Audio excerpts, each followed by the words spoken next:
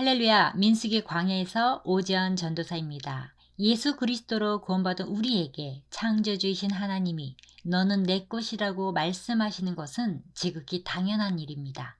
민수기 3장에는 군대 편성에 제어되었던 레위 지파의 인구 조사에 대한 기록으로 이들을 따로 계수하시는 이유는 레위는 다 내 것이기 때문이라고 하십니다. 대제사장이자 레위 지파의 우두머리인 아론 가문을 소개하고 있으며 레위 지파의 소유권이 누구에게 있는지를 밝히고 있습니다. 여호와께서 시내산에서 모세와 말씀하실 때에 아론과 모세가 낳은 자는 이러하니라. 아론의 아들들의 이름은 이러하니 장자는 나답이요 다음은 아비후와 엘르아살과 이다말이니 이는 아론의 아들들의 이름이며 그들은 기름 부음을 받고 거룩하게 구별되어 제사장 직분을 위임받은 제사장들이라. 나답과 아비후는 시내 광야에서 여호와 앞에 다른 불을 들이다가 여호와 앞에서 죽어 자식이 없었으며 엘르아살과 이다말이 그의 아버지 아론 앞에서 제사장의 직분을 행하였더라.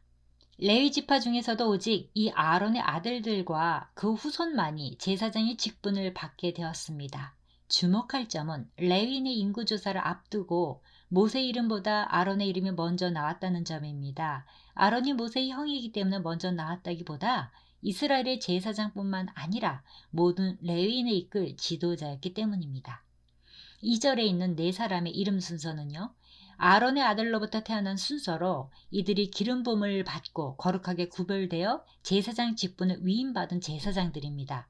아론의 첫째 아들 나답과 둘째 아들 아비후는 하나님에 대한 불순종으로 인해 죽임을 당했으므로 현재 제사장은 아론을 포함하여 엘르아살과 이다말 3명만 남았습니다.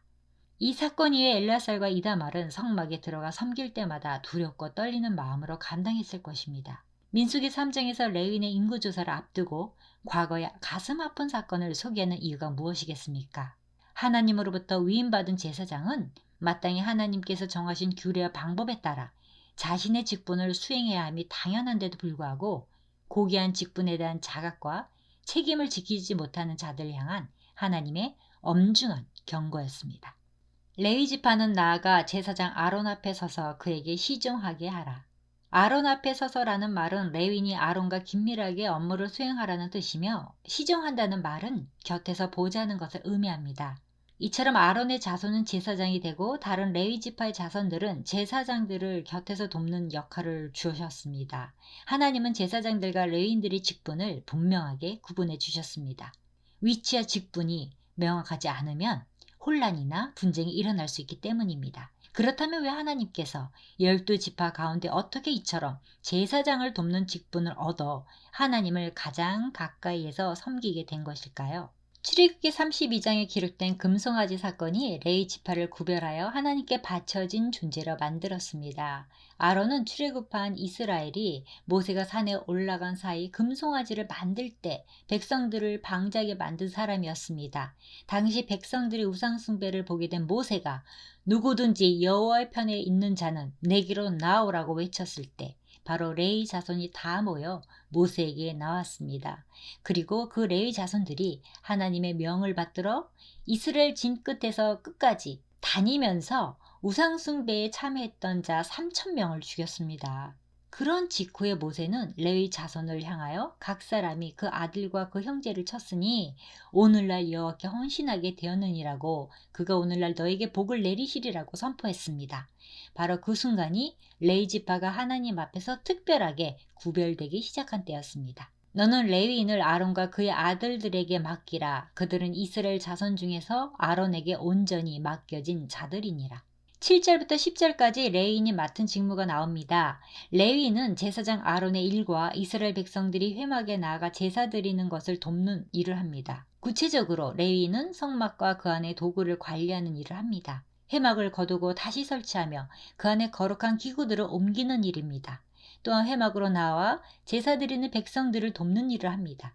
이들은 사람들이 제사를 드릴 때 소나 양을 어떻게 죽여야 하는지 안내해주고 가죽을 벗기고 각을 떠야 하는 일을 옆에서 도와주었을 것입니다. 또한 제사장들은 레위인들과 함께 외인이 가까이 하면 죽이라고 하셨습니다. 이것은 이스라엘 공동체의 거룩함을 위협하는 것과 싸우는 것을 말합니다. 앞으로 이스라엘 민족이 가나안 땅으로 들어가기 위해 싸워야 할 이 싸움은 거룩한 백성으로서 자신들의 정체성을 지켜나가는 싸움입니다. 이런 일을 맡은 사람이 바로 제사장과 레위인들로 가장 중요한 책임은 이스라엘 진영이 거룩성을 잃지 않게 하는 것입니다. 레위인이 하나님의 것이 된 근거에 대해 말씀합니다. 여호와께서 모세에게 말씀하여 이르시되 보라 내가 이스라엘 자손 중에서 레위인을 택하여 이스라엘 자손 중에 태를 열어 태에 난 모든 맞이를 대신하게 하였은즉 레위인은 내 것이라. 처음 태어난 자는 다 내 것임은 내가 애굽 땅에서 그 처음 태어난 자를 다 죽이던 날에 이스라엘의 처음 태어난 자는 사람이나 짐승을 다 거룩하게 구별하였음이니 그들은 내 것이 될 것임이니라. 나는 여호와이니라. 하나님께서 내 것이라고 본문에서 12절에 한 번, 13절에 두 번, 모두 세 번이나 말씀하십니다. 하나님께서 내 것이라 말씀하실 때 12절에서는 그 근거의 주요 어구가 대신하여라면 13절에서는 거룩하게 구별하였음입니다. 12절에서는 레위인을 가리켜서 내 것이라고 말씀하시고 13절에서는 처음 태어난 자는 다 내 것이라고 말씀하십니다. 이 말씀은 출애굽 사건을 배경으로 하고 있습니다. 하나님은 이스라엘 백성을 출애굽시키기 전에 애굽 땅에서 처음 태어난 것은 사람이나 짐승이나 다 죽이셨습니다. 그때 이스라엘 각 가정에서 이 죽음을 피하기 위해서는 유월절 어린 양의 피를 문설주와 임방에 발랐던 각 가정에 처음 태어난 사람이나 가축은 죽지 않았습니다. 이 심판 가운데 이스라엘의 장자들은 대신하여 유월절 어린 양이 죽었습니다. 그들도 죄로 인해 죽었어야 했는데 구원받았습니다. 그래서 처음 태어난 자는 전부 하나님의 것이 되었습니다. 하나님은 지금 어린 양의 피로 살리신 이 장자들의 소유권을 주장하고 계십니다. 14절에서 51절까지는 태어난 지 한 달 이상 된 남자를 계수하는 내용입니다. 앞서 이스라엘 전체 인구조사를 했을 때는 20세 이상의 남자만 해당하였는데 레위인의 경우에는 1개월 이상 된 남자를 다 계수하라 하였습니다. 이것은 레위인의 기능이 군사적 기능이 아닌 처음부터 하나님께 바쳐진 자들로 아예 태어나는 그 순간부터 성별되었음을 강조한 것입니다. 이처럼 모든 레위인은 날 때부터 죽었을 때까지 아론에게 온전히 돌린 자들로 구별되었고 회막의 직무라는 사명을 중심으로 살게 되어 있었습니다. 하나님께서는 그처럼 특별하게 레위인을 택하여 놓으시고 아예 내 것이라고 못 박아 두셨던 것입니다. 모세가 여호와의 말씀을 따라 그 명령하신 대로 계수하니라. 레위인 중에 1개월 이상의 남자를 세어보니 게르손 자손이 7,500명, 고앗 자손은 8,600명, 무라리 자손은 6,200명으로서 다 합해서 22,000명이었습니다. 여호와께서 또 모세에게 이르시되 이스라엘 자손이 처음 태어난 남자를 1개월 이상으로 다 계수하여 그 명수를 기록하라. 다음으로 하나님은 모세를 통해 이스라엘 자손이 처음 태어난 남자를 1개월 이상으로 다 계수하라고 하셨습니다. 1개월 이상으로 계수된 처음 태어난 남자의 총계는 22,273명이었더라. 여호와께서 모세에게 말씀하여 이르시되 이스라엘 자손 중 모든 처음 태어난 자 대신에 레위인을 취하고 또 그들의 가축 대신에 레위인의 가축을 취하라. 레위인은 내 것이라. 나는 여호와이니라. 이스라엘 자손이 처음 태어난 자가 레위인보다 273명이 더 많은즉 속전으로 한 사람에 5세겔씩 받되 성소에 세겔로 받으라. 한 세겔은 20계라니라. 그 더한 자의 속전을 아론과 그의 아들들에게 줄 것이니라. 그런데 이스라엘 장자가 레위인보다 273명이 더 많았습니다. 하나님은 이들을 대신하여 1인당 5세겔씩 해서 이스라엘 백성들로부터 받아서 아론과 그 아들들에게 주도록 하셨습니다. 5세겔은 노동자 6개월분의 임금으로 당시에는 한 사람의 노예를 살 수 있는 큰 돈이었습니다. 하나님은 레위인들이 이스라엘의 장자를 대신하여 섬긴다는 것을 분명히 하셨습니다. 장자를 드리라는 말씀 속에는 대표자의 원리, 대속의 원리가 있습니다. 예수님께서는 대표성의 원리와 대속의 원리가 함께 있습니다. 하나님의 택함을 받아 자녀가 된 우리도 이 시대의 제사장과 레위인입니다. 그러므로 하나님은 우리에게 대한 소유권을 주장하실 수 있습니다. 야곱아 너를 창조하신 여호와께서 지금 말씀하시느니라. 이스라엘아 너를 지으신 이가 말씀하시느니라. 너는 두려워하지 말라. 내가 너를 구속하였고 내가 너를 지명하여 불러나니 너는 내 것이라. 민수기 3장은 이스라엘 장제를 계속하기 위해 레위 지파에 1개월 이상 된 남자를 계수했다면 민수기 4장은 회막일을 맡기기 위해 30세에서 50세까지 남자를 계수합니다. 하나님을 섬기는 일에는 각자에게 맡겨진 임무가 있습니다. 하나님은 레위 자손이 고핫 자손과 게르손 자손과 무라리 자손들에게 회막에서 해야 할 일이 무엇인지 좀 더 자세히 기록하고 있습니다.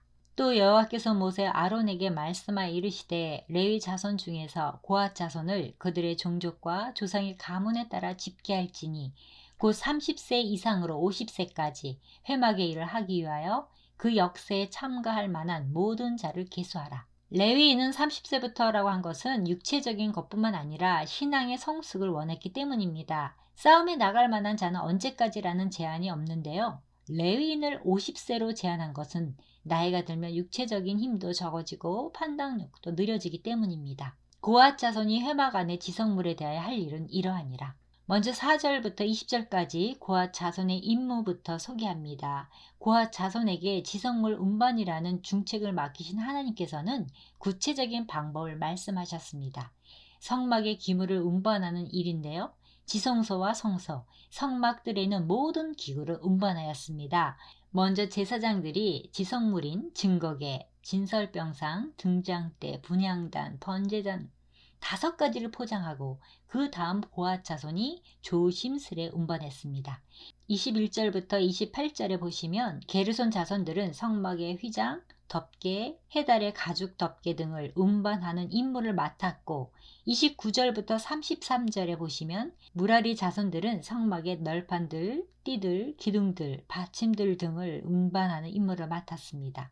앞서 1개월 이상 된 레위 남자를 계수할 때는 게르손, 고핫, 무라리 순으로 집계되었던 것과는 달리 30세부터 50세까지 회막일을 맡은 사람을 계수할 때는 차남인 고핫의 자손부터 집계됐습니다.